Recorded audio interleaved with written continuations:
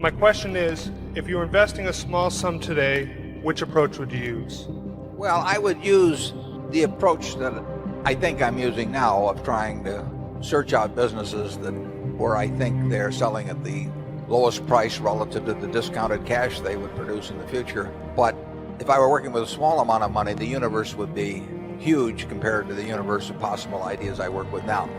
You mentioned that 56 to 69 was the best period. Actually, my best period was before that. It was from right after I met Ben Graham in early 1951.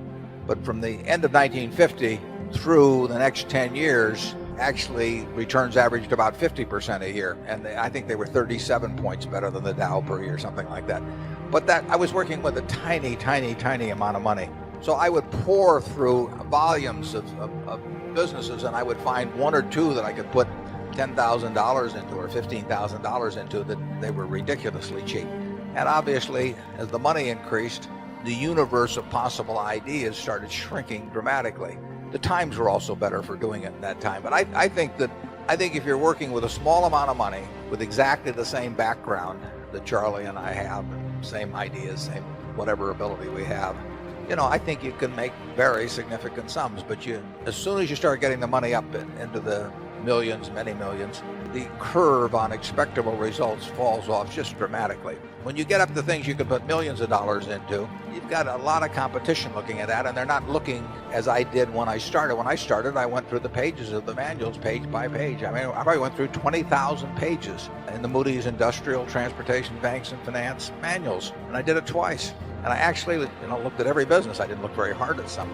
That's not a practical way to invest tens or hundreds of millions of dollars. So I would say if you're working with a small sum of money and you're really interested in the business, willing to do the work, you will find something.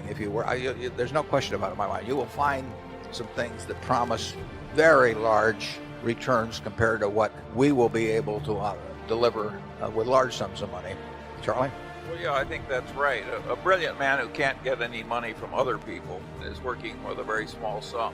Probably should work in very obscure stocks, searching out unusual, mispriced opportunities. It's such a small world. Maybe a way for one person to come up, but it's a long slog.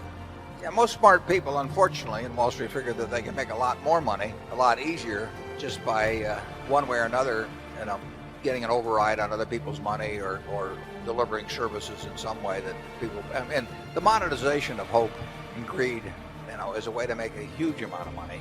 And right now, it's just take hedge funds. I mean, I've had calls from a couple of friends in the last month that don't know anything about investing money. They've been unsuccessful and everything else. And, one of them called me the other day and said, well, I'm forming a small hedge fund, 125 million he was talking about. Like the thought that since it was only 125 million, maybe we ought to put in 10 million or something of the sort.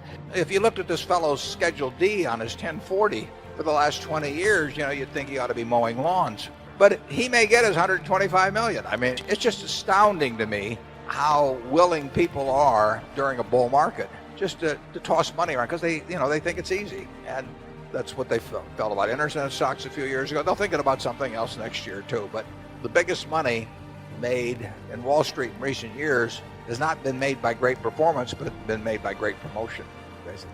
Well, I would state it even more strongly. I think the current scene is obscene. I think there's too much mania. There's too much chasing after easy money. There's too much misleading sales material about investments. There's too much on the television emphasizing speculation in stocks.